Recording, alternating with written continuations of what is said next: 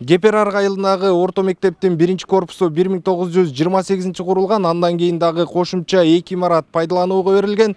Бул мектепте акыркы жолу 2008-жылы капиталдык оңдоп түзөө иштери жүргүзүлгөн. Андан кийин имараттар эч кандай ремонттон өтө элек.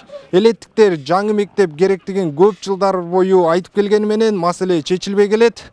Акыры мектепке байланышкан көйгөй биринчи элдик курултайда дагы көтөрүлүп, учурда көйгөйдү чечүү аракеттери көрүлүп жатат. Билим уясы мындан 100 жыл мурун ашар жолу менен салынган. Бүгүнкү күндө эскилиги жетип, авариялык абалга кептелген мектепте 150ге жакын бала билим алууда. Тиешелүү шарттын жоктугунан айрым окуучулар башка айылдарга барып окушат. Эски фундамент таштан көрүп атасыздар, баарын тең урайында эле турат. Эми согуштан мурун 28-жылы салынган мектепте булчу. Буга деген уже чынын айтканда Сибитой жери деле калган жок да эчтекечи бул мектептинчи. Ошон үчүн бизге мектеп, чоң мектеп салып берсе, аябай кубанычта элек да, ушу жалпы айылчы батабызды берет элек ушул бийликечи.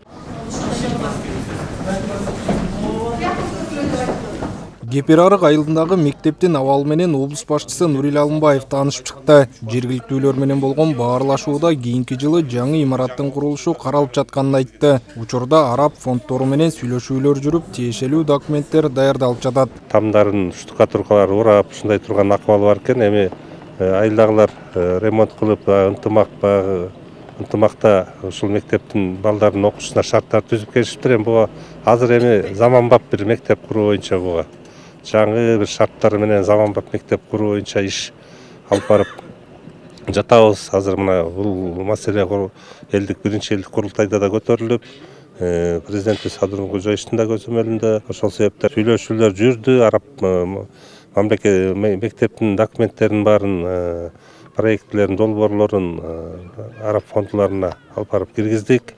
Алдын ала макулдашуулар болду, ушул жазында баштайбыз деген. Жаңы мектептин курулушун элеттиктер эгемендүүлүк алгандан бери самап келишет. Эми көйгөй чечилүү алдында турат. Бул маселе биринчи элдик курултайда дагы көтөрүлгөндүктөн өлкө башчысынын жеке көзөмөлүндө болот.